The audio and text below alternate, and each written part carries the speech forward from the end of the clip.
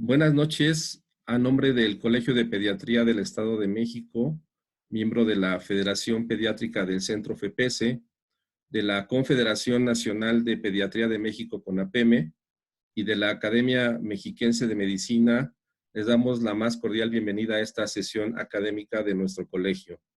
Nos da mucho gusto contar con la presencia del doctor Esteban López Gaitán, médico especialista en pediatría y su especialista en oncología pediátrica, y presidente del Colegio de Pediatras del Estado de Michoacán, quien nos hará el favor de presentarnos la conferencia con el tema de fiebre. Bienvenido, Esteban, y adelante, por favor.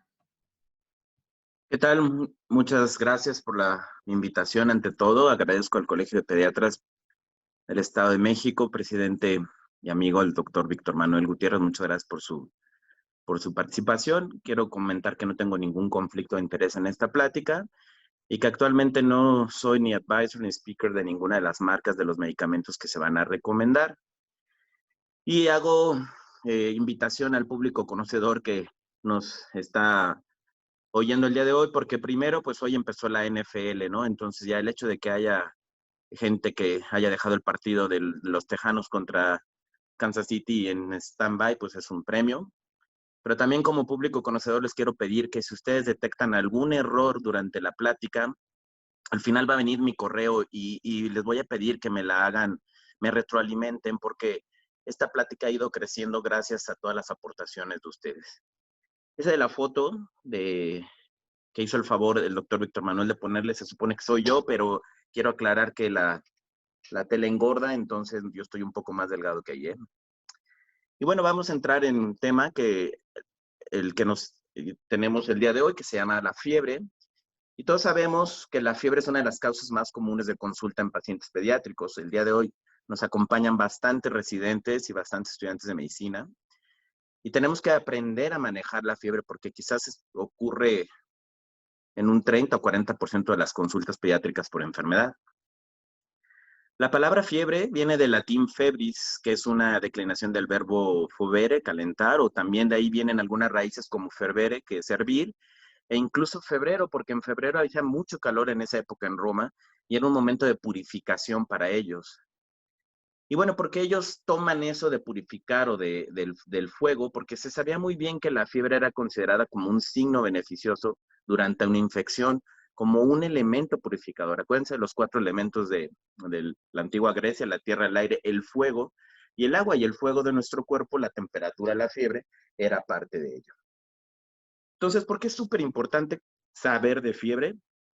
Porque existe una cultura de miedo a la fiebre. Y no solamente en los papás, incluso algunos médicos se apaniquean todos intentando quitar la fiebre, y muchas veces sin respetar ni los tiempos de acción de los medicamentos antipiréticos. Hay que empezar estableciendo de dónde viene la fiebre, ¿no? Entonces, lo primero que tenemos que entender o tener como base es recordar que todos los cuerpos están completamente relacionados con la energía. Acuérdense de la ley de Einstein, ¿no? De la energía igual a la velocidad de la masa al cuadrado, a la velocidad de la luz al cuadrado, ¿no? Y entonces todos los cuerpos van a desprender energías, todas, absolutamente todos, y esta energía se va a conocer como ondas electromagnéticas. La energía se va a desprender en una amplia gama de longitudes de onda, pero lo que nos interesa en este momento es el cuerpo, que es la energía calorífica, y más o menos corresponde a una energía de una longitud de onda entre 0.1 a 200 milímetros de longitud de onda. Hay que también entender la diferencia entre temperatura y calor. La temperatura se refiere al movimiento de partículas de un cuerpo y que va a determinar una energía cinética. Todos nuestros átomos, todos nuestros organelos están en un continuo movimiento, nuestras bombas de sodio, potasio, etcétera, y eso va a hacer que la rapidez del movimiento de nuestras partículas que conforman nuestro cuerpo se va a denominar temperatura. Mientras que el calor se define como la transferencia de energía térmica desde un cuerpo caliente a uno más frío. Es una ley de termodinámica. Entonces, mi temperatura, esta energía cinética de mi cuerpo, yo soy capaz de transferirla y eso se va a conocer como calor. Les decía que es a lo mejor muy complicado, pero simple y sencillamente aquí dice que la longitud de onda de la energía que nosotros desprendemos, conforme se va alejando de nuestro cuerpo, va perdiendo fuerza y energía, ¿no? Entonces, eso es algo que tenemos que entender porque también va a sentar las bases para la función de los termómetros infrarrojos. Ahora, la energía que nosotros tenemos como sistema termodinámico se puede cambiar de dos maneras, ya sea a través de la activación, hacer un trabajo en el sistema, generar energía, o mediante el intercambio de calor con el medio ambiente, por ejemplo, con el sol, ¿no? Entonces, esta energía que se mide normalmente en forma de joules, se puede transformar a calorías. Una caloría equivale a 4 joules. Y más o menos entendiendo, y esto es parte de lo común en nuestras pláticas de Zoom. Ok, entonces les comentaba que una kilocaloría será la cantidad necesaria de energía que se requiere para subir un grado la temperatura en un objeto que pesa 1 kilogramo. Y entonces vamos a pensar que si yo tengo 30 kilos y mi paciente necesita elevar la temperatura de 36 grados a 38.5, bueno, pues va 30 kilos por 2.5 grados, va a tener un gasto calórico aproximado de 75 calorías solo para llegar a territorio de fiebre. Ahora, nosotros tenemos una capacidad para regular nuestra temperatura. De hecho, podemos mantener nuestra temperatura entre 10 a 60, menos 10 hasta 60 grados externos sin variaciones mayores. Obviamente durante cierto lapso, ¿no? Porque si me quedo a menos 10 durante 5 horas me va a dar hipotermia. Pero para lograr esto, este equilibrio, tengo que lograr hacer que mis mecanismos de ganancia y de pérdida sean más o menos iguales. Y aquí empezamos quizás con los primeros tips que les van a servir en su consulta. Los mecanismos de ganancia que nosotros tenemos son el primero y el más importante, es la termogénesis a través del metabolismo. Nuestro metabolismo basal va a producir energía y dependiendo de la temperatura exterior vamos a aumentar o tener mayor metabolismo basal. Por ejemplo, si en el exterior hay 20 grados, pues solamente necesito la energía necesaria para producir esos 16 o 17 grados de diferencia y llegar a 36. Si hay más frío, necesito más termogénesis, necesito aumentar mi metabolismo, necesito más calorías. Y también se puede aumentar la ganancia de energía a través de hormonas como la tiroidea y los neurotransmisores como adrenalina, que van a aumentar obviamente el metabolismo celular y con ello la energía generada. Pero también al exponernos a la radiación solar, podemos absorber cerca del 97% de la energía solar que viene como calor, que entra en contacto con nuestro cuerpo. Incluso recuerden que si yo me quedo mucho rato bajo el sol, me puede dar un golpe de calor junto con el aire caliente, ¿no? Porque además no voy a tener la capacidad de irradiar el calor. La vasoconstricción, aunque tal cual no es un mecanismo de ganancia, sí es un mecanismo de evitar perder energía. Y entonces retiro el flujo sanguíneo de los capilares de la piel y a veces nos vemos pálidos, ¿no? Para poder lograr que nuestro cuerpo, sobre todo los órganos más importantes, mantengan la temperatura. Y sacrificamos las extremidades, las orejas, la nariz. Cuando vamos a producir también energía, podemos tener piloerección y escalofríos. Y esto van a tener no solamente porque las contracciones de músculos erectores de los folículos pilosos, aunado al cierre de los poros sudoríparos, va a crear una capa de energía pegada al cuerpo que evite la pérdida por convección. Y bueno, obviamente las contracciones de los músculos van a generar mucha energía. Aquí les comento, y todos los que somos pediatras o vemos niños, recuerden que cuando a un niño le cambian el pañal, pues empieza con hipo. Entonces la pregunta es, ¿por qué? Pues porque simple y sencillamente los niños no titiritean. Los bebés o los neonatos, el músculo más fuerte que tienen es el diafragma y entonces lo contraen para producir energía y por eso les da hipo cuando se exponen al frío a los bebés. Los mecanismos de pérdida es principalmente por la radiación de nuestra energía. Siguiendo las leyes de termodinámica, yo voy a desprender energía hacia el medio ambiente. Esta irradiación de ondas energéticas al medio ambiente aumenta con la vasodilatación de los capilares periféricos y prácticamente el 60% de la energía que yo voy a perder va a ser a través de la radiación. También puede ser a través de la evaporación, cerca del 20% cuando transpiramos, cuando sudamos, cuando respiramos. El agua se va al calentarse se va a convertir en vapor y eso nos va a aprovechar, lo vamos a aprovechar para aumentar una pérdida del calor. Incluso si yo agarro y me pongo a correr 100 metros rapidísimo y llego al final y empiezo a jadear, en realidad no es tanto por falta de oxígeno. Si yo en ese momento me tomo la saturación capilar, voy a estar sin problema en 94, 95. El problema no es la falta de oxígeno, sino el exceso de energía, y por eso empiezo a jadear para poder sacar ese calor. Durante el ejercicio puede aumentar obviamente la evaporación por la respiración y la sudoración. La convección es la tercera forma de que perdemos energía. En ambientes fríos es cuando el aire que nosotros calentamos sube y es reemplazado por aire frío. Es una especie de movimiento continuo.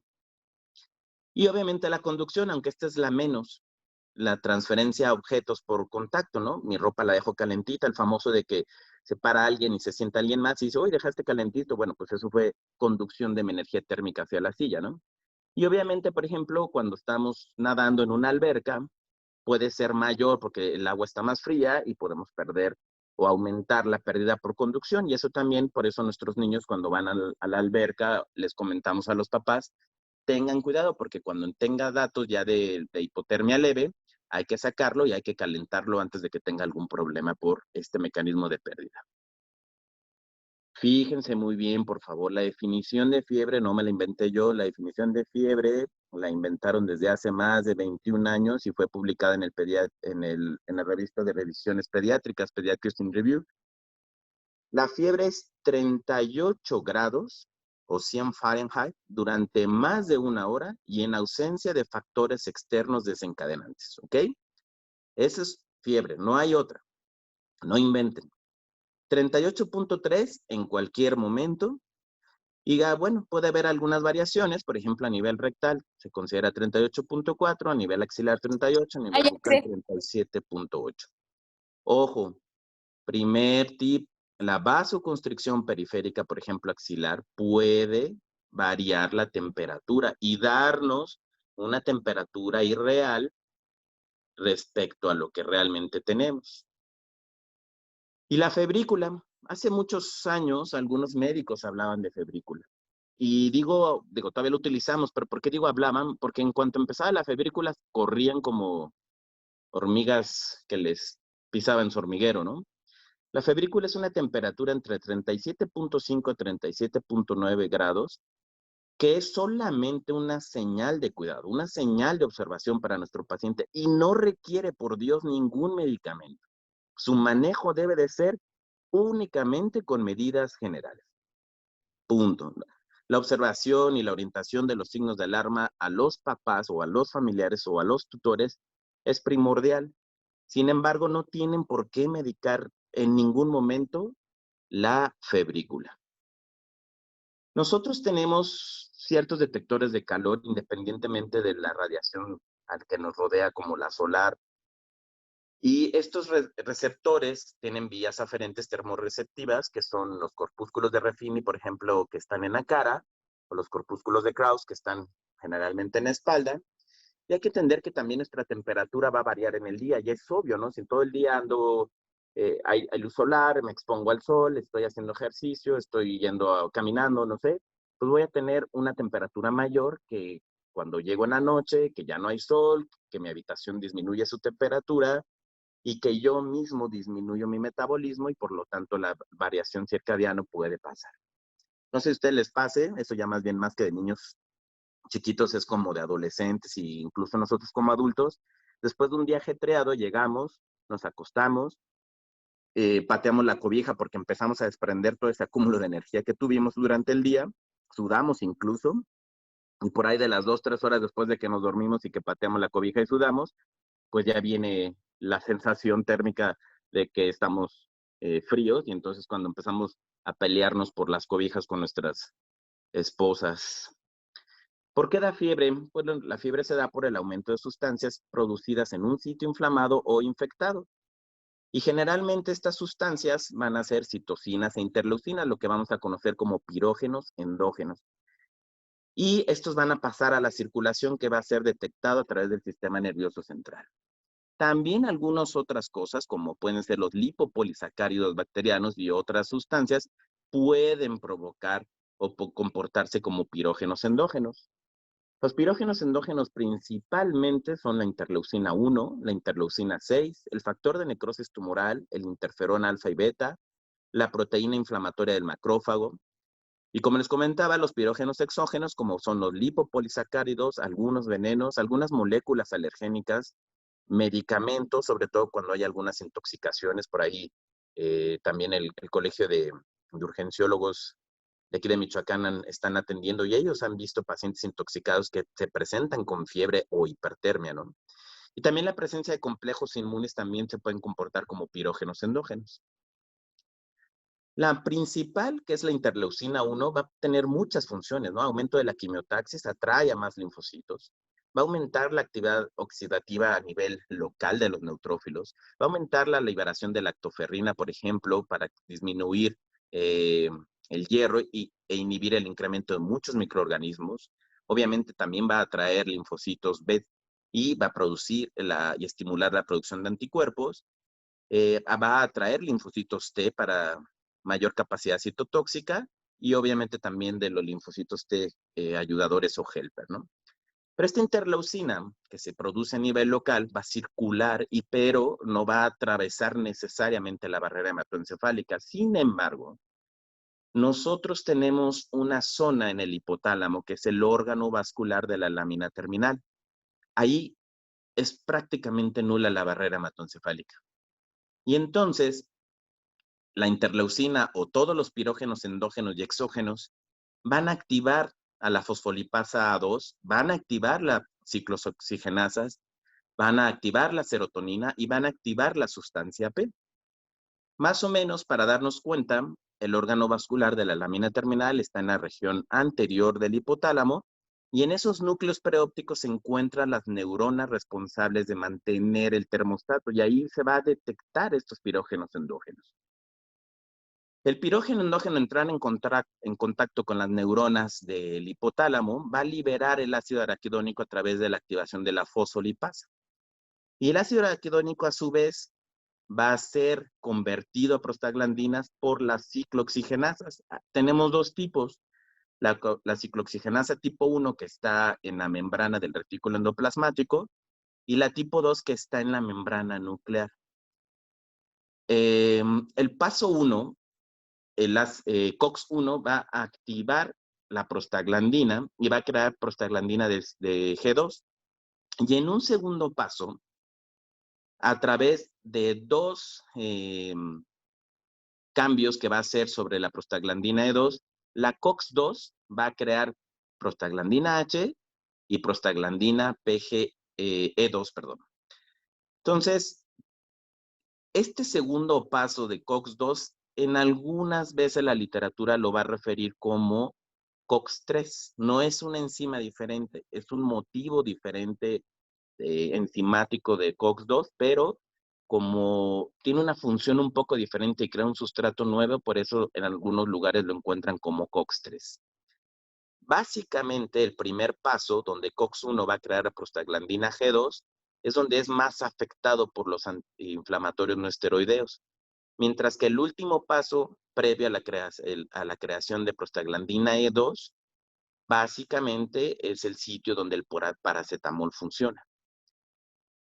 Y hay que entender que como aquí va a necesitar un dominio M, es decir, hierro muy parecido a la hemoglobina, las células con altos niveles de peroxidasas, prácticamente neutrófilos, macrófagos, linfocitos, pueden revertir sin ningún problema la inhibición de COX-3. Por eso el paracetamol no funciona en tejidos inflamatorios y básicamente su función es central. Las prostaglandinas se van a difundir, principalmente la E2, se va a difundir hasta el área preóptica del hipotálamo. Ahí hay un conglomerado de neuronas sensibles a la prostaglandina que normalmente controlan la temperatura normal, pero también controlan el inicio de la fiebre. Y por eso se conoce como centro termorregulador principal, que va a aumentar la tirosina y el cortisol.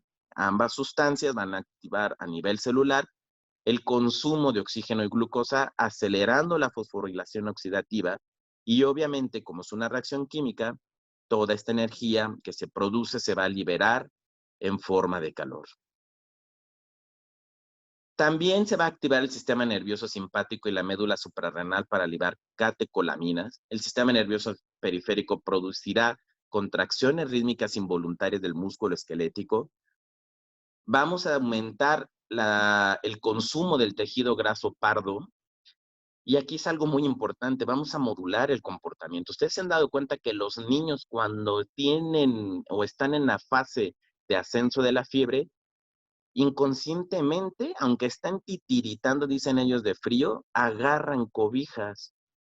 Sería como que el contrario de la que uno esperara, ¿no? Oye, si te está dando mucho calor, ¿por qué te pones más cobijas? Porque esa modulación de comportamiento es inconsciente, es totalmente innato, porque al buscar lugares calientes puede hacer que disminuya mi pérdida energética y por lo tanto también puedo llegar a fiebre sin tanto consumo energético. Aquí viene una lista muy importante, porque si yo empiezo con fiebre, de alguna forma lo tengo que detener, ¿no? Y perdón que no se vea, pero nada más entiendan que hay 26 criógenos ya identificados y últimamente añadieron otros 11.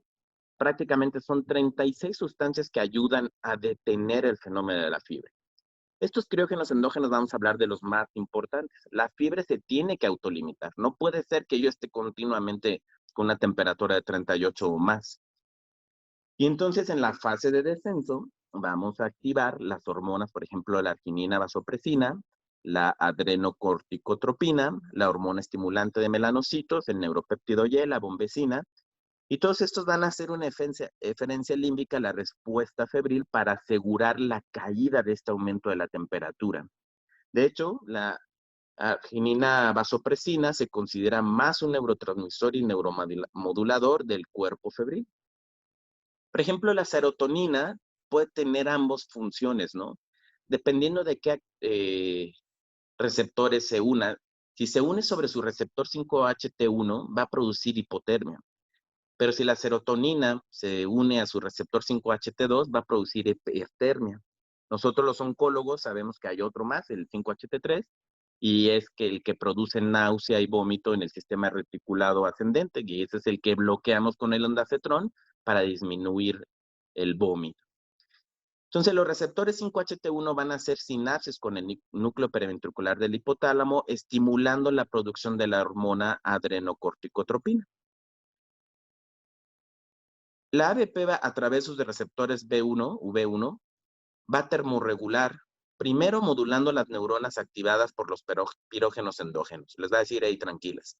Pero también va a disminuir la pérdida urinaria, y eso es muy importante, porque si nosotros, al producir calor, estamos evaporando agua, la pérdida de líquidos tenemos que regularla de alguna otra forma. No podemos darnos el lujo de perder más líquidos por la orina, pero también tenemos que osmorregularizar, porque si yo estoy perdiendo líquidos puedo hemoconcentrarme y producir hipernatremia u otros cambios electrolíticos.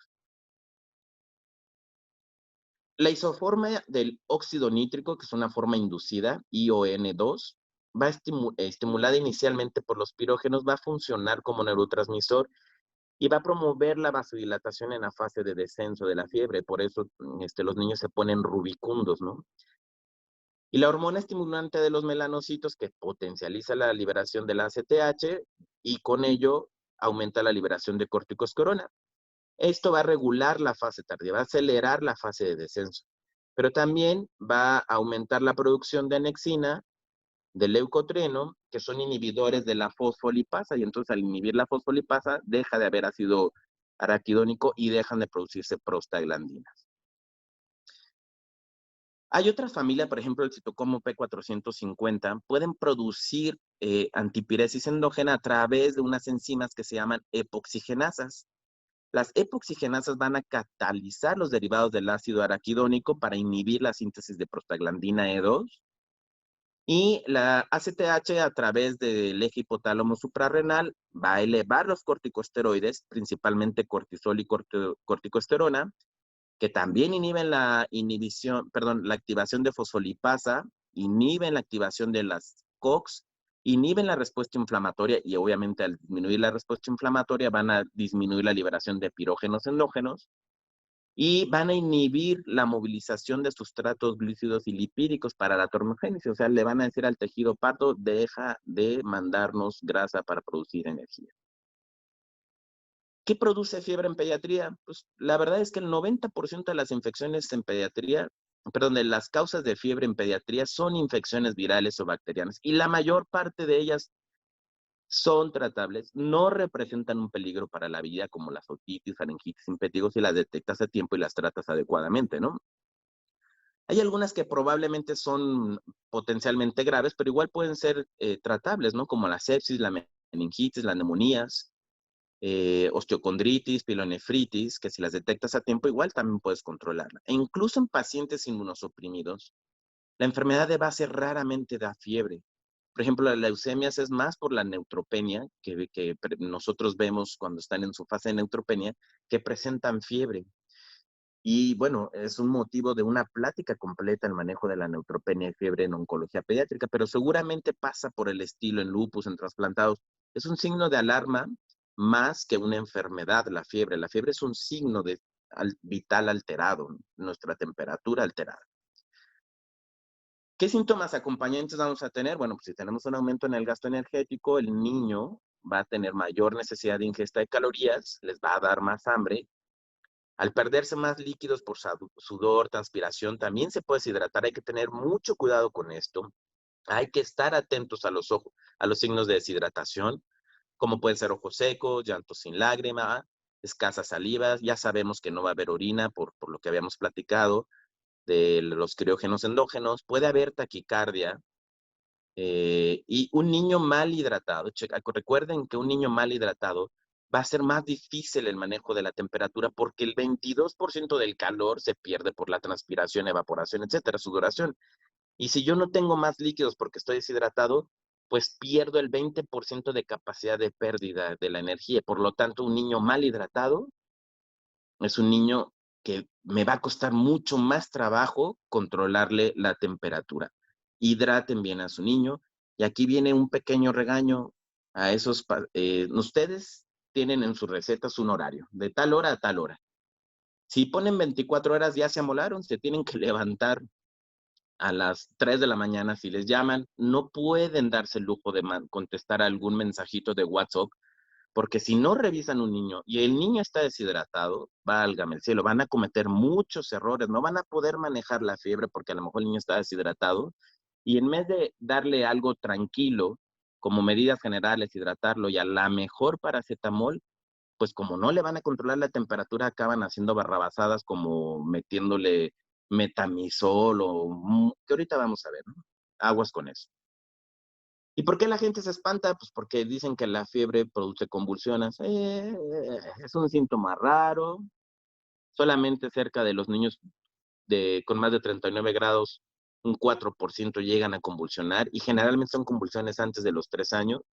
Digo, si ya convulsionó, voy a esperar que convulsione nuevamente en un episodio febril, quizás hasta los 5 o 6 años. Pero además, hay antecedentes familiares. O sea, si tú le preguntas al familiar, te va a decir, ah, sí, mi tío, mi primo, mi mamá, no sé, alguien convulsionaba. Entonces es algo genético, por ahí un problema de regulación transmembranal.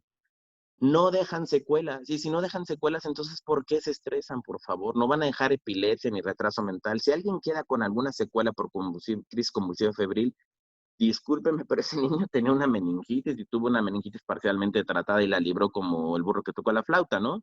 Pero en general las crisis convulsivas febriles no dejan secuelas. Ojo, esto sí, es un diagnóstico de exclusión. Aunque yo estoy seguro que las crisis convulsivas febriles no dejan secuelas, tengo que estar todavía más seguro que el niño no está convulsionando por una neuromeningitis, ¿no? Entonces, tengan mucho cuidado con eso. No menosprecien las crisis convulsivas, revisen adecuadamente a su niño y hagan todas las pruebas de meningitis, etcétera. Si el niño tiene fiebre, de verdad, tranquilos, tranquilos. La temperatura es protectora, es un mecanismo de defensa. Los patógenos infecciosos humanos más comunes, por ejemplo, neumococo, hemófilos influenza y muchos virus, se replican más fácil a temperaturas menores de 37 grados. Entonces, si yo me acelero en tratar de bajar la fiebre, pues le estoy ayudando al microorganismo que la produce a atacar el cuerpo. Pero además, si llegara a decidir utilizar antibiótico, la verdad es que el aumento de la temperatura también aumenta la posibilidad del daño de nuestros antibióticos. Tiene mayor actividad antimicrobiana. Y tercero, recuerden también que el aumento en la temperatura se asocia con un aumento de la inmunidad innata relacionada con la destrucción microbiana. Entonces no hay prisa. Lo que hay prisa es por saber que mi niño esté bien y identificar cuál es la causa de la fiebre. Esa sí es la prisa. La evaluación de un niño que tiene fiebre debe de ir como toda la vida con primero el ABC. Tengo que estar seguro que mi paciente esté bien ventilado, que tenga una adecuada eh, consumo, ¿cómo se llama? Ventilación y que tenga una adecuada circulación. Toda nuestra consulta debe de tener 5 signos vitales. Si no tenemos los 5 signos vitales, no estamos haciendo una adecuada medicina pediátrica. Los 5 signos vitales son la frecuencia cardíaca, la frecuencia respiratoria, la tensión arterial, la temperatura y la saturación de oxígeno. La frecuencia cardíaca es esperable que nuestro niño pueda aumentar 10 o 15 latidos por cada grado elevado. Si alguien no tiene las tablas, por ahí nos dimos a la tarea cuando éramos residentes con mi generación, de hacer una tabla basada en el Harriet Lane y otras bibliografías de la presión arterial y de los límites superiores e inferiores de la presión, de la frecuencia cardíaca y de la frecuencia respiratoria. Entonces, con mucho gusto se la voy a compartir al doctor Víctor para que si alguien las ocupa, con mucho gusto ahí están. Pero si esa frecuencia cardíaca se eleva más de lo esperado, aguas, probablemente el niño esté en un proceso de hipotensión de choque séptico. Ciertamente, por ejemplo, hay un signo que se llama Fayette, que es una fiebre sin taquicardia, ¿no? Tifoidea, dengue, fiebre amarilla, nos puede dar fiebre sin producir taquicardia. Pero lo que más nos espanta es cuando la frecuencia cardíaca está mucho más elevada de lo que yo esperaría para la edad. Igual con la frecuencia respiratoria, pues vamos a empezar a tener taquipnea porque estamos intentando a través de la evaporación de la ventilación eliminar calor. La tensión arterial es básico, por favor, consigan sus manguitos del tamaño pediátrico en su consultorio, en su práctica hospitalaria para nuestros residentes. Si no hay, no le echen la culpa al gobierno, nunca ha habido, entonces siempre nos toca tener en nuestra cangurera de la suerte, ¿no? Y obviamente al saber medir la temperatura, nuestras asistentes o nosotros mismos tener adecuadamente acceso a un termómetro adecuado, saberlo interpretar y la saturación de oxígeno más ahora con el tema del COVID que nos ha estado enseñando muchísimas cosas que ya sabíamos de las enfermedades virales, pero que ahora se está abriendo a la comunidad no médica, ¿no? Otro tip, esto es súper importante. La etapa 1, la de inicio de la fiebre, cuando va en ascenso, no es el momento para tomar la temperatura. ¿Por qué? Porque en ese momento es cuando el niño, con lo que hablábamos, ¿no? Tiene la sensación de sudor frío, se quiere tapar, tiene escalofríos, tiene piloerección, tiene una piel fría, pálida porque está vasoconstriñendo, está taquicárdico, taquipneico, hay un aumento progresivo de la temperatura, pero no sé hasta cuántos grados va a llegar. Y como tiene vasoconstricción periférica, puede ser que mi temperatura no sea medida adecuadamente. Entonces, nunca tomen la temperatura en la etapa de inicio. Tienen que esperar a que pase este proceso, que equivale al proceso de pirógenos endógenos, para llegar a la etapa de meseta. En la etapa de meseta es cuando se debe de tomar la temperatura. Es cuando el niño ya tiene esa sensación de calor, cuando ya tiene sed, cuando ya tiene mialgias por las contracciones, cuando ya se siente cansado de haber hecho un gasto energético. Una hora de fiebre equivale a una hora de correr, para que se den una idea. Eh, Cuando ya empiece, puede tener dolor de cabeza, máximo si está deshidratado, ya se ponen rojos, porque ya empieza la vasodilatación y la sudoración, se están así los niños abotagados, y aquí es donde está el máximo de temperatura. En este momento es donde hay que tomar la temperatura, y es importante saber eso porque cuando veamos el tratamiento, si yo decido iniciar medicamento en la etapa en la temperatura de inicio, puedo elegir mal el medicamento. Y por último, la etapa 3 de resolución, pues es cuando la disminución progresiva de estos síntomas de inicio y de meseta disminuyen porque el niño está perdiendo prácticamente ya el calor. Recuerden, aparte de la fiebre, hay otras definiciones, ya han variado con el tiempo, ya le han metido que procalcitonina y que dímero de ahí, no sé cuántas cosas, pero en general, tenemos un niño que tiene respuesta inflamatoria sistémica, si está taquicárdico, taquipneico, con fiebre o hipotermia, cuando hay una bandemia mayor a 2 o cuando tenemos una presión arterial de CO2 menor a 32 TORS. Eso es de la respuesta inflamatoria sistémica. Obviamente, pues como pueden ver, si yo no estoy tomando los signos vitales y me hablan a las 3 de la mañana y no le tomé la presión arterial, el niño puede estar en choque séptico y yo por andar contestando WhatsApp estoy metiendo la pata, pero completita. Si yo tengo un microorganismo en la respuesta inflamatoria sistémica, se define como sepsis. Y la sepsis severa es cuando ya el niño tiene un deterioro del Glasgow, cuando hay oliguria, cuando hay una hipotensión sistólica, que verán en la tablita que les compartiré, cuando hay un aumento en el consumo de oxígeno, eso lo hacemos con talleres de gastro, cuando hay un aumento de lactato, cuando hay una presión venosa de oxígeno menor a 30 y cuando hay un bicarbonato menor a 16. El niño ya está en acidosis, ¿no? ¿Qué puedo hacer ahora para controlar la fiebre inicialmente? Esto sí lo pueden ustedes quizás comentar con el familiar. Mira, no te puedo dar medidas generales, pero jamás te voy a recetar a un niño si no lo he revisado. En lo que nos vemos en el consultorio en urgencias, tienes que hacer esto.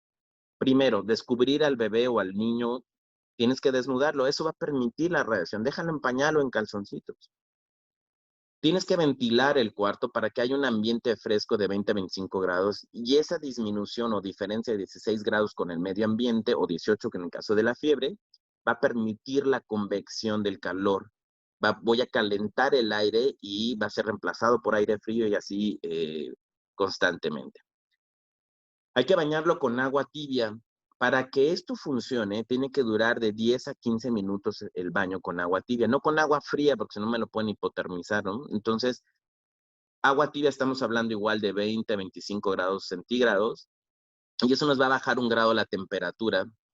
Ahí los muy ociosos dicen que 0.1 grado por minuto, cuando hay una diferencia de 15 grados o más. Las compresas húmedas no son tan efectivas, ¿no? Porque además se calientan muy rápido, hay que estarles cambiando y todo eso. Entonces, si está en casa, métanlo al baño. Oiga, es que pobrecito, le quiero poner compresas. No, las compresas son para cuando vienes de la playa, que te dé una infección en la garganta y empiezas con fiebre. Ok, bueno, pues te bajas en la caseta, le pones al niño las medidas generales y una de ellas pues es ponerle compresas con una camisa porque no hay donde bañarlo. Pero si estás en casa, báñalo y eso va a permitir la conducción del calor. Y obviamente hay que permitir que el niño aumente la transpiración, hay que ofrecerle al bebé líquidos, ¿no? Si es menor de 6 meses, que la mamá le esté dando lactancia. Y si no alcanza con la lactancia, pues hay que darle vida oral, electrolit o pedialit, cualquier, hay algunos incluso que dicen ahí que son para fiebre. Utilicen esos para recuperar la hidratación del niño, ¿no? Si son mayores de 6 meses, quizás pudiéramos ceder un poquito, para que no nos metamos en problemas ni pleitos con los nutriólogos, no vayan a hacer una marcha aquí afuera, pero le podemos ofrecer a la mejor agüita fresca, jugos naturales, aparte del suero, del agua natural, ¿no? Entonces, bien hidratado el bebé, bien importante. Los antipiréticos que vamos a utilizar, que son antiinflamatorios también, y también son analgésicos, podemos dividirlos por su origen, ¿no? Por ejemplo, los salicilatos de la aspirina, la indometacina de indol, dipirona pirazolamida, derivados del ácido nicotínico, la lisina, etcétera. Los que tengo del lado derecho, los derivados del ácido propiónico, véanlos y más o menos empiecen a aprendérselos, porque fíjense cómo el ibuprofeno puede activar, desactivar el COX-1 y COX-2, mientras que el naproxeno y el ketoprofeno pueden desactivar COX-1, mientras que el diclofenaco va a desactivar COX-2. Entonces, primer tip, aquí hay diferentes lugares para funcionar, ¿no? Y el paracetamol, como ya les habían comentado, va a desactivar el segundo paso de COX-2 y por eso se conoce como COX-3. Y bueno, el meloxicam, que casi no lo usamos en pediatría. Los medicamentos tienen diferente tiempo de efectividad. Por ejemplo, el paracetamol empieza a funcionar entre 20 y 25 minutos, no baja más de medio grado la temperatura, y su efecto termina entre las 4 y las 6 horas. Entonces, como yo les decía, cuando el niño llega a la fase de meseta y mido la temperatura y decido dar un antipirético, pues bueno, si tiene menos de 38,5, le voy a dar paracetamol. Si tiene menos de 39, le voy a dar naproxeno e ibuprofeno. Y si tiene hasta 39,5, voy a combinar naproxeno con paracetamol. Hay un estudio en Inglaterra donde dicen que el ibuprofeno y el paracetamol no es tan efectivo, no baja mucho la temperatura. Y por lo tanto, la mejor combinación es el naproxeno con paracetamol, que es el famoso Febrax, ¿no? O el Dafloxen F, creo que también se llama.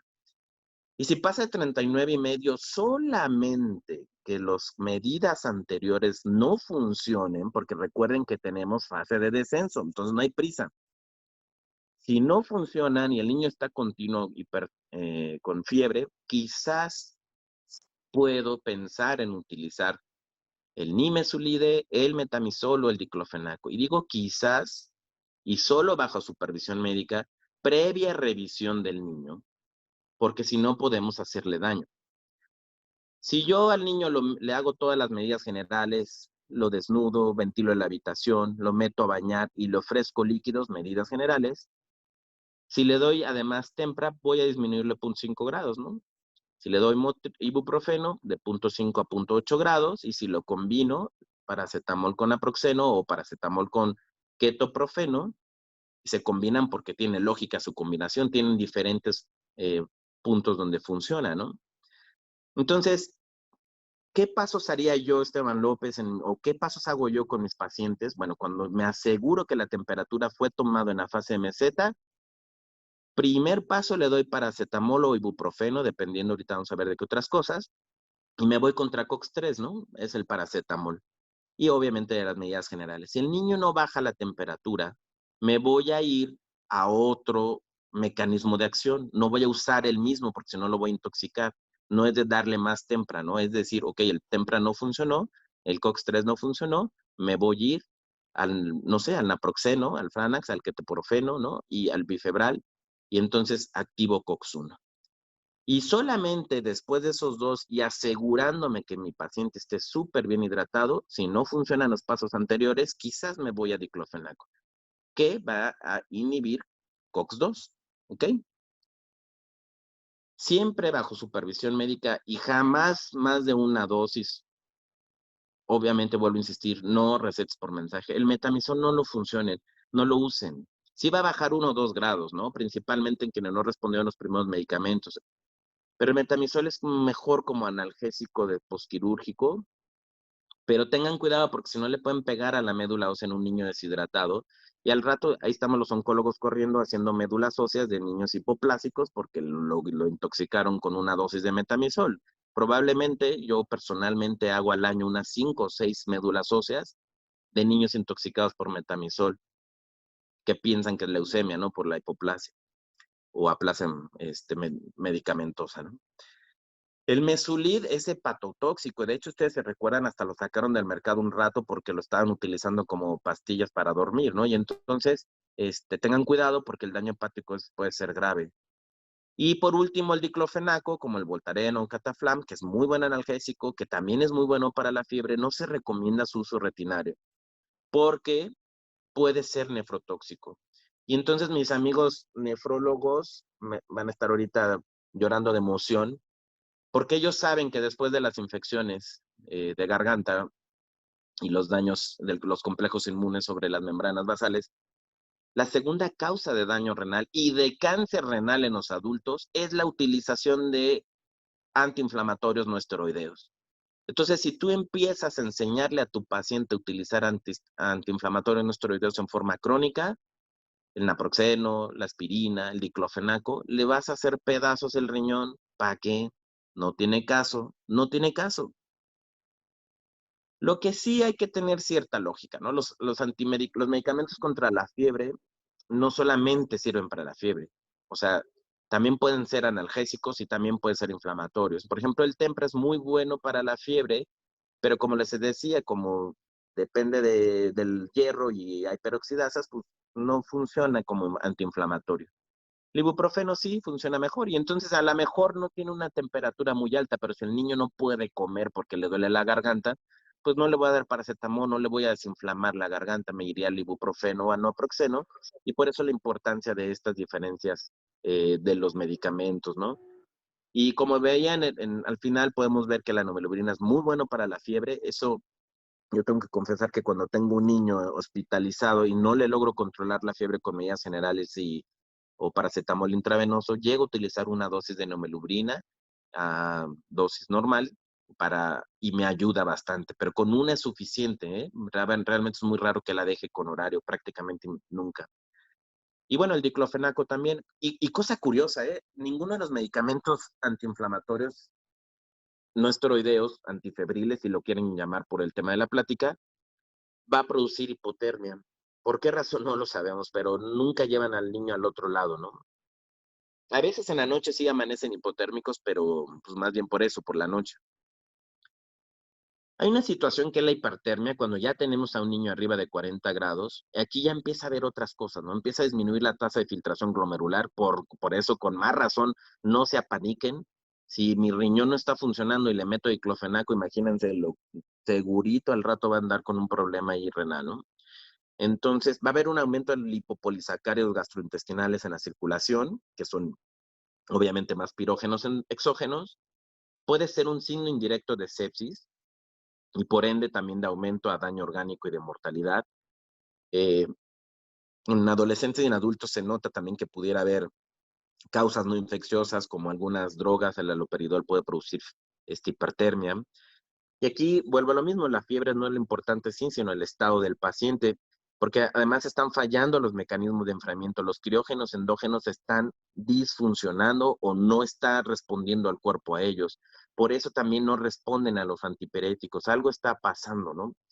También tomen en cuenta que si yo estoy en un lugar muy húmedo, no solamente muy caliente en el desierto, pero si estoy en la orilla de la playa, ahora con las tormentas, y hace mucho calor y hay mucha humedad, una humedad externa mayor, también eso va a afectar la disipación de la evaporación y eso también nos puede hacer que nuestro paciente entre en hipertermia en lugares húmedos, no necesariamente en lugares secos. Esa es la hipertermia. Y el golpe de calor es cuando se absorbe demasiado energía térmica en el medio ambiente, por ejemplo, cuando hago mucho ejercicio bajo el sol o cuando empiezo a generar mucha energía y me hidrato mal. Pero también se puede ver, por ejemplo, en algunos ancianos que pueden tener golpe de calor por mal manejo de la temperatura. Y aquí es básicamente enfriar al paciente, y dar aspirina, puede ser en mayores de 12 años, puede ayudar al efecto anticoagulante y antipirético. ¿Qué no hacer? Por favor, esto lo sabemos todos, no jamás se debe de poner alcohol ni sustancias inflamables. Hay muchas telas hoy en día que sacan chispitas con el frote y pueden provocar quemaduras muy, muy graves a nuestros niños, pero además también pueden producir hipotermia al bajar rápidamente la temperatura y nosotros estamos un poco mejor hechos para el calor que para la hipotermia. No apliquen hielo. A lo mejor en hipertermia nosotros metemos al paciente en una tina con agua y con hielo, pero nunca le ponemos el hielo directamente al paciente porque le podemos quemar por el contacto, ¿no? El fuego quema, pero el hielo también quema. Podemos producirle ahí daño, ¿no? En las extremidades. Y obviamente lo que hacen nuestras queridas comadres, ¿no? Dale una dosis de antibiótico, pero ¿por qué todos esos medicamentos, el Bactrim, la ampicilina, que eran tan buenos, dejaron de ser útiles? Porque todo el mundo se me automedicaba antibióticos, por Dios, o sea, sí le vas a pegar al microorganismo, sí quizás va a disminuir la respuesta inflamatoria, pero no, su mecanismo de acción no tiene nada que ver con ciclooxigenasas ni con fosfolipasas, entonces no tiene función alguna como antipirética, por Dios, hay que conocer la función adecuada de los medicamentos. ¿Qué no hacer? No se le da aspirina a niños menores de 12 años, porque se puede producir el síndrome de Reyes. Solamente en Kawasaki utilizamos aspirina en niños menores de 12 años. Ojalá que esté por aquí algún infectólogo, porque hoy tenía esa duda si la aspirina se puede utilizar en el síndrome inflamatorio de COVID. Por ahí sí nos puede mandar en algún mensajito si tenemos algún infectólogo en el chat. Y bueno, tampoco se debe de repetir o adelantar dosis de medicamento. Ah, ya le di Tempra, no funcionó, pues dale más Tempra. No. O dáselo antes de las 4 horas. No. Puedes intoxicar al niño. puedes producirle hepatotoxicidad. Entonces, mejor evalúa lo que les di, váyanse al paso 2 o al paso 3 para atacar diferentes vías de las enzimas o diferentes puntos de las enzimas en la producción de prostaglandinas. Como yo les digo en la noche, pues se levantan a las 3 de la mañana y, mi niño tiene fiebre, doctor. Y yo, sí, dele tempra, métanla a bañar y dele tempra. No lo revisaste, el niño está deshidratado, se está chocando, no tiene forma de escapar el calor, sigue con fiebre, después de 2 horas te vuelven a llamar. ¿Qué es lo que hacen? Me intoxican a los niños. Póngale un supositorio. Por favor. Los supositorios tienen 300 miligramos de paracetamol o 100 de naproxeno y 200 de paracetamol. Eso equivale, sabemos que las dosis normales de los antipiréticos son de 10 a 15 miligramos por kilo por dosis. Eso equivale a para un niño de 20 kilos de 5 a 6 años. ¿Y a quiénes les ponen supositorios? A bebitos. No lo puedo creer. O sea, niños de 1 o 2 años pues lo están intoxicando y entonces pues podemos producirle ahí un daño hepático renal por no estar revisando a nuestros niños, ¿no? Entonces, ¿qué otra cosa no se debe de hacer? Esto es más bien de medicina. También tengo por aquí algunos colegas de medicina general o familiar que todavía piden pruebas febriles. Las pruebas febriles, ahora que, se los voy a comentar así, ahora que tenemos la infección por COVID, sabemos muy bien que el diagnóstico se hace con PCR, soy o no contagioso en este momento, tengo o no tengo el virus. Pero cuando ya pasó la infección viral y aunque ande todo turulato por todas las secuelas que haya dejado a nivel sistema nervioso central, pulmonar, etcétera, aunque ya no tenga el virus, lo que se elevan después del séptimo día es la IgM y posteriormente la IgG. Bueno, las pruebas febriles son esos. Las pruebas febriles son determinaciones de IgM e IgG, pero además en una forma súper rústica. Y entonces los anticuerpos se elevan hasta el séptimo día. Entonces, si yo hoy empiezo con fiebre y me tomo las pruebas febriles no, y salen positivas, claro que no son diagnósticas. Hablan de que alguna vez en mi vida tuve alguna infección por tifoidea o por brucela o cosas por el estilo, ¿no? Bueno, el Proteus más bien lo que estamos buscando son riquezas, etcétera, ¿no? ¿Y qué hacen con eso cuando salen las pruebas positivas? Ahí van y le meten ceftriaxona al pobre chamaco porque salió positiva en el primer día de fiebre, por Dios, eso, por Dios, no, ¿ok? Además va a variar en zonas endémicas. No es lo mismo, puede ser que a lo mejor yo que me la pasaba ahí en el comal de la muerte afuera del Hospital Infantil de México a las 3 de la mañana, era lo único que teníamos acceso a la comida, pues seguramente va a salir súper positivo para tifoidea, ¿no? Y no por eso quiere decir que sea la causa de que ese día me dio fiebre, ¿no? Porque incluso hasta se atreven a decir es que la tifoidea se quedó viviendo dentro de tu cuerpo y entonces hay que darle más antibióticos. Ay, por Dios. Va a fallar o puede haber fallas dependiendo del operador dependiente. Y generalmente para saber si realmente me están subiendo la titulación de anticuerpos, pues necesito 2 pruebas, al séptimo día y al día 14, y entonces ver si se elevó, pues a lo mejor sí pudiera ser que haya sido la infección. Entonces, no pidan pruebas febriles como diagnóstico de este tipo de enfermedades. ¿Cuándo meritas trasladar al niño, no? Bueno, si ya le enseñaste habilidades más generales, pues cítamelo al consultorio, si no mejoró, se sigue con fiebre, y bueno, pues ve al consultorio. Si mejoró el niño y el familiar dijo, bueno, voy a decidir darle 2 o 3 dosis de medicamento, pero con horarios establecidos y sigue con fiebre, tráemelo, ¿no? Si no sabe por qué le dio fiebre, si hay fiebre mayor de 39.5 grados, sí hay que llevarlo al consultorio o cuando ir a urgencias.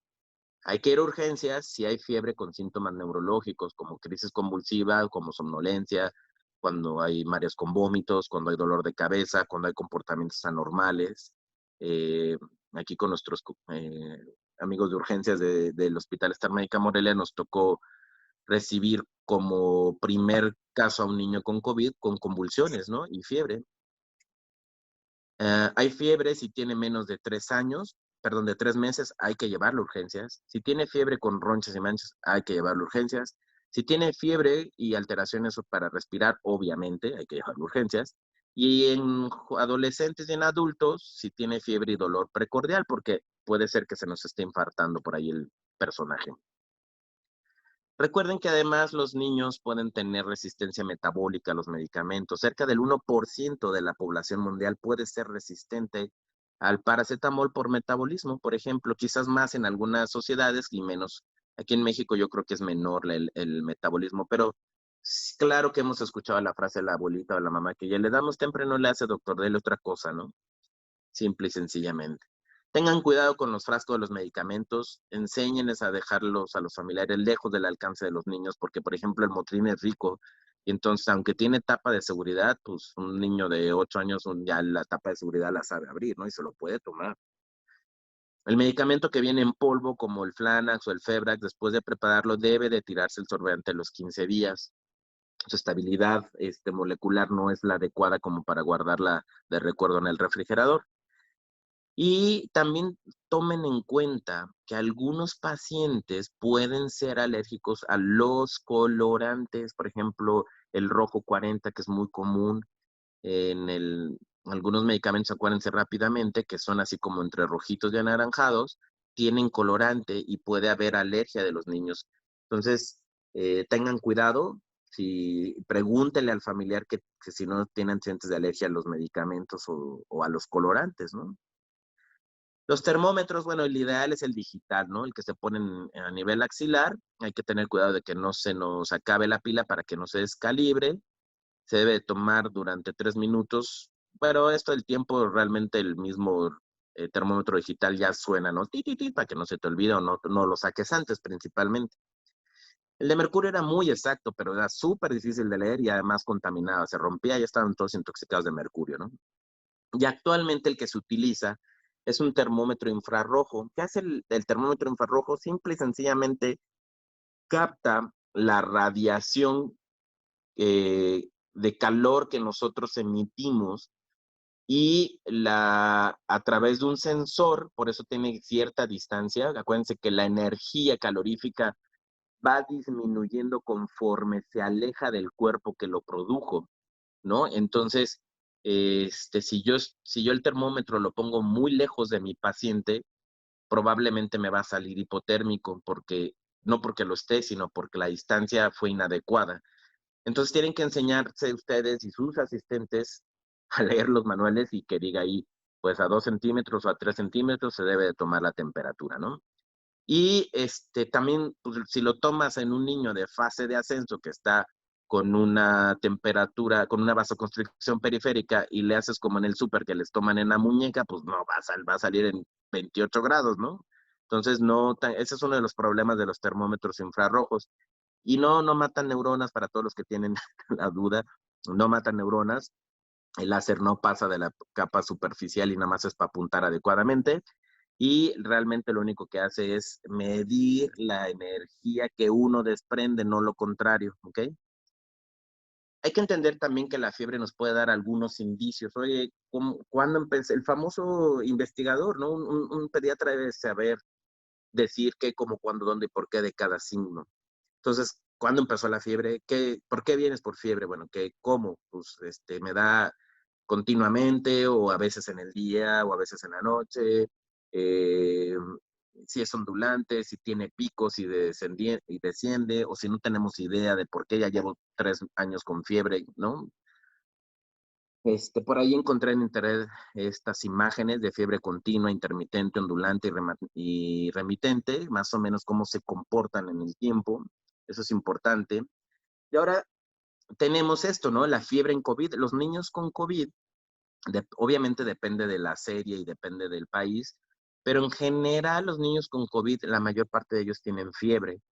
Y en signos menores, pues tos, rinitis, mialgias, cefalea, dolor de garganta, vómitos, disnea, dolor abdominal, diarrea, como lo que nos pasó a nosotros, ¿no? Que debutaron con convulsiones febriles. Pero tiene el paciente fiebre como tal, ¿no? Y aquí, por favor, les quiero no sé, los médicos entramos en un pánico y nos dejamos arrastrar por el pánico de los WhatsApps, del YouTube y de no sé cuántas tonterías que empezaron a circular la gente y nos olvidamos de leer ciencia.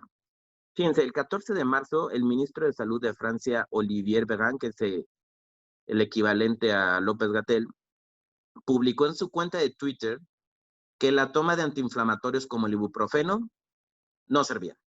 Y entonces todo el mundo dijo, no, no des Motrin porque tiene COVID y no sé qué.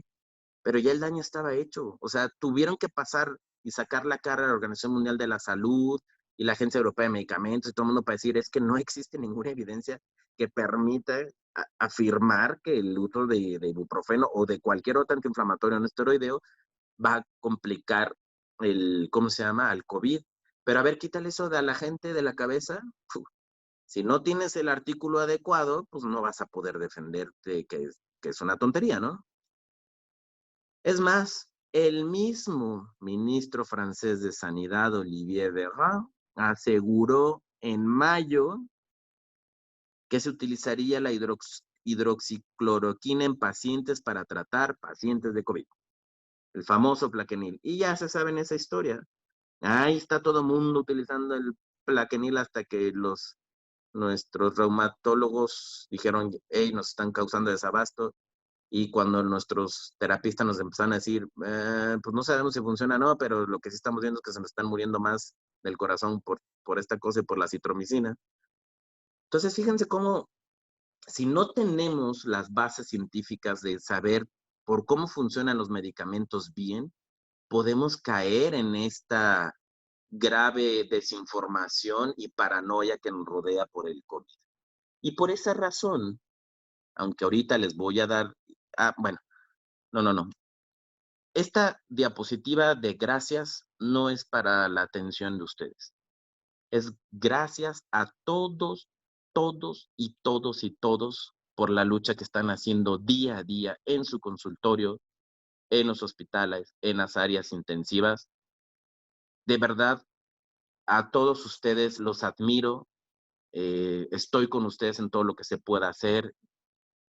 La tarea que tenemos ahorita con esta pandemia es muy difícil y por eso les doy las gracias. A nombre de todos los mexicanos, de todos mis papás, de mis hermanos, de mis hijos, de mis sobrinos, les agradezco de verdad infinitamente lo que están haciendo por nuestra salud. Y bueno, antes del colorín colorado, tengo que comentarles que nosotros en la Federación Centro Occidente, que son 8 estados del centro occidente de nuestro país, tenemos un libro de pediatría que es escrito por Martínez, uno de nuestros fundadores, que se llama Salud y Enfermedad del Niño y del Adolescente, y que si no tienen, no tienen el libro para llevarlo, no cabe en la bata, nuestros residentes, pues ya sacamos un resumen que se llama Fundamental de Salud y Enfermedades, más o menos equivalente al Harriet Lane o al Taketomo, para que lo traigan, ese sí cabe en la bata. De verdad, úsenlo, están recién revisado, nos aventamos prácticamente un año en la edición, créanme que vale la pena, escrito por mexicanos, para los que dicen, es que los mexicanos no publican, ahí está, ¿cómo no? Y bueno, regresando, quiero aclarar algo sobre la bibliografía. Si yo no le creía al ministro de Salud de Francia, si ustedes vieron ninguna de mis diapositivas, tiene bibliografía. Por 2 razones. Porque cuando empecé a dar conferencias a nivel estatal o nacionales, me caía gordísimo que se distrajeran, uno, apuntando las referencias bibliográficas y se les iba la idea de la plática, y dos, todavía, esto ya no es distracción, sino además es naco, sacar el teléfono y le tomaban fotos a la plática, y me distraían al de al lado, le daban un flachazo al de atrás, y bueno, es súper mal educado, ¿no? Por eso siempre termino diciendo que si quieren la plática, bueno, también empiezo diciendo, si quieren la plática, escriban un email, presten la atención a la plática y al final con mucho gusto se las doy. Porque todo lo que yo pude haber leído, a lo mejor puedo tener errores.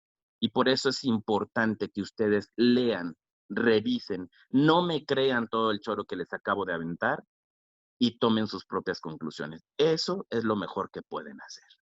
¿De acuerdo? Y bueno, pues ahora sí termino y abro la sesión para preguntas. Pues muchas gracias al doctor Esteban por la plática tan maravillosa, una excelente revisión que nos acaba de dar sobre la fiebre, que es un problema común que vemos todos los días y que a pesar de ser tan común, pues nos lleva a tener muchas dudas en lo que es el manejo. Yo quiero hacer una pregunta, en lo que nos llegan más preguntas de las personas. Esteban, mencionaste ya casi al final la presencia, las curvas de la fiebre. Bueno, cuando yo era residente era muy importante hacer el seguimiento de las curvas e incluso se utilizaba muy poco los antipiréticos porque se le daba una correlación clínica muy importante para establecer el diagnóstico causal de esa fiebre. ¿Qué opinas de actualmente sacrificar el registro de las curvas por mantener el control de la fiebre en los niños? Probablemente no lo haría porque en realidad cuando yo tengo un niño hospitalizado, digo con mi experiencia en oncología, nosotros ponemos un antibiótico en un niño neutropénico febril y evaluamos al segundo o tercer día el comportamiento de la fiebre. Eh, yo creo que hay que englobar todos los signos vitales. O sea, si la fiebre es un signo nada más, pero si yo logro controlar la fiebre y el niño está taquicárdico, bueno, me está diciendo que indirectamente que todavía hay datos de respuesta inflamatoria sistémica. Entonces, eh, no creo que sea tan importante hoy en día la fiebre. Sin embargo, por ahí del segundo o tercer día siempre suspendo los antipiréticos. No lo voy a tener 3 días al niño en lo que el antibiótico hace efecto. No lo voy a tener 3 días con fiebre, gasto metabólico, cansado, etcétera, ¿no? Le controlo la temperatura, al tercer día le quito los medicamentos y checo, si vuelve con fiebre, pues tengo que hacer ajuste, ¿no? Antipiréticos, a lo mejor ya no, sino cambiarle el antibiótico, escalarlo, o hablarle a nuestros colegas infectólogos, para que ellos me digan, oye, ¿sabes qué? Puede ser que esté creciendo un cultivo acá, hay que ponerle vancomicina, o sabes que están creciendo hongos, hay que ponerle, no sé, anfotericina o voriconazol, no sé lo que tengan ustedes ahí en el hospital. Entonces yo creo que no vale la pena sacrificar a un niño antes de los 2 o 3 días de que evalúes la respuesta que va a tener al medicamento que tú piensas que le puede ayudar contra el microorganismo que lo afecta. Muchas gracias, Esteban. Están preguntando que si hay algún estudio si hay diferencia en el tipo de fiebre, ya sea intermitente o ondulante, entre infecciones virales y bacterianas y el tipo de fiebre en enfermedades oncológicas. La fiebre en oncología es rara como diagnóstico de cáncer, solamente que también es otro tema, ¿eh? Y si quieren algún día nos juntamos, pero el tema de fiebre de origen oscuro o fiebre de origen desconocido, porque por ejemplo los sarcomas de Ewing pueden dar fiebre y no sabes ni por qué, pero no tienen un patrón tal cual. Quizás los de los linfomas, sobre todo el linfoma de Hodgkin, también se puede manifestar con fiebre, ¿no? El neuroblastoma, etcétera, ¿no? Pero generalmente son fiebres de origen desconocido y es lo que te lleva a empezar a hacer estudios y dependiendo de la edad del paciente, pues lo que buscas son niños chiquitos de 1 o 2 años, piensas en neuroblastoma, le pides un ultrasonido suprarrenal, algún escaneo. Si es un adolescente, pues le buscas ganglios, le buscas en mediastino, etcétera, ¿no? Entonces, y sí, en las diapositivas que yo les puse, no se alcanzaba a leer, por eso les prometo enviar la plática a quien me la quiera solicitar. Ahí viene qué enfermedades producen qué tipo de patrón de fiebre, ¿no? Para que lo revisen.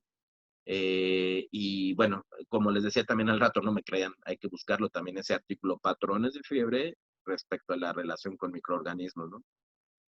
Muchas gracias, Esteban. Están preguntando que si nos haces favor de decirnos del libro Salud y Enfermedad de Martínez, que es todo un clásico en México, sobre la presentación de bolsillo que mencionaste, si podrías volver a darnos algunos detalles, por favor. Sí, nosotros nos dimos cuenta que en las ediciones anteriores, pues los libros empiezan a ser ya muy grandes, ¿no? Y además, pues ven, ya hoy estamos haciendo un traslado a la forma digital. Entonces, lo que se decidió, porque todavía yo creo que es más útil para algunas personas, todavía, porque ya las nuevas generaciones son súper digitalizadas, pero el libro se puede conseguir en su formato grande, normal, pero se puede conseguir también en su formato más chiquito, donde se van haciendo resúmenes. Y ya ven cómo si estoy más delgado, la tele engorda. Bueno, eh, Se puede conseguir el libro, que es un manual pequeño, parecido al Harriet Lane, como les digo, y cabe prácticamente en la bolsa o en tu consultorio, en un cajón. No necesitas tener el libro grande, sino tener ahí el libro chiquito. Tiene buenas referencias, nos enfocamos mucho a lo más práctico, a lo que necesito saber en ese momento. No sé si tengo una anemia, bueno, pues algo voy a transfundirlo, cuáles son los criterios, bla, bla.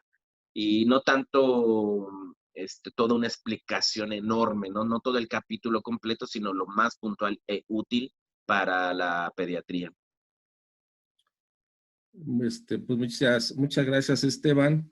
Pues mira, hay muchísimas felicitaciones de personas de muchas partes del país, gente de Nayarit, gente de Michoacán, de aquí del Estado de México, de otras partes. Realmente consideran todos que la plática fue muy completa, tocaste todos los puntos esenciales y pues nos da mucho gusto el que nos hayas compartido toda esta información así tan didácticamente y tan digerida, y un placer que hayas estado con nosotros aquí en el Colegio de Pediatría del Estado de México. Tenemos otra pregunta aquí que nos manda el doctor Carlos Marino Mateo. Dice, ¿cuál sería el abordaje de un pacientito con fiebre crónica de meses a años que reaparece cada 2 a 3 meses sin razón aparente? Ahí no puedo preguntar. El manejo de la fiebre cíclica tiene sus peculiaridades, ¿no? No, ya no es una fiebre de origen o desconocido, potencialmente grave, porque a mí me ha pasado que llegan niños así con 2 o 3 años con fiebre, pero el niño creciendo, comiendo, estudiando y sin mayor problema, simple y sencillamente tiene fiebres. Y generalmente tiene que ver con algún tipo de disfunción de neutrófilos y de citocinas e interleucinas. Entonces el abordaje no es tan pediátrico, ¿eh? Yo en ese momento lo que haría sería enviarlo con un reumatólogo o un inmunólogo, para que hiciera, bueno, hay muchos infectólogos que le saben también a eso, para que hicieran las pruebas, no sé, como azul de metileno neutrófilos y cosas acá ya muy especializadas que puede ser que estén fuera del alcance de la pediatría normal, ¿no? Yo de verdad, como pediatra, no les aconsejaría que se aventaran ese trompo a la uña, sino que lo refirieran con un subespecialista. El niño que tiene años con fiebre, ¿no? Porque pues una enfermedad de la colágena, pues, o sea, muchas cosas. Y sí, ahí sí les recomendaría que lo mandaran. E incluso hay niños que tienen genéticamente la predisposición a hacer fiebre, simple y sencillamente porque tienen un gen que se activa, no porque tengan una enfermedad tal cual, ¿no? Entonces sería muy interesante eso. Muchas gracias, Esteban. Pues nuevamente te agradecemos tu presencia. Les comentamos a las personas que están aquí que en el canal de YouTube del Colegio de Pediatría, también en nuestra página web, pueden consultar las pláticas. Esta plática va a estar disponible a partir de mañana. Ya nos hizo el doctor el ofrecimiento de enviar su presentación, pero creo que vale la pena escuchar la explicación que nos hizo favor de dar.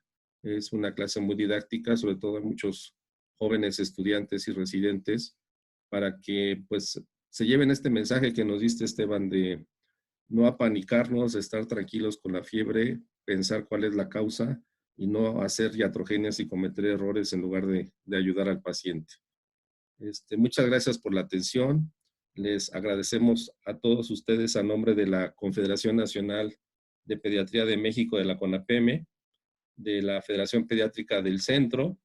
Damos un agradecimiento especial a la Federación Centro Occidente y al Colegio de Pediatras del Estado de Michoacán. Fue un honor que su presidente nos haya dado esta plática el día de hoy y les agradecemos a todos la presencia en esta sesión. Que tengan una excelente noche y pues les deseamos que se sigan cuidando. Muchas gracias de nuevo. Por ahí vi muchas preguntas y bueno, pueden escribírmelas al correo, o si no, con San Google y San PubMed, ahí podemos empezar a investigar esas pequeñas preguntas que no alcanzamos a leer. Un gusto, Víctor, por la invitación, y pues a todos aquellos que quieran alguna plática o algo, con mucho gusto también me pueden mandar un email puede ser que yo pueda dar la plática o si no tengo bueno, tenemos con el doctor Víctor Manuel una amplia cantidad de médicos especialistas que pueden ser buenos profesores en caso de que ustedes lo necesiten. Pues muchas gracias, muy buenas noches a todos.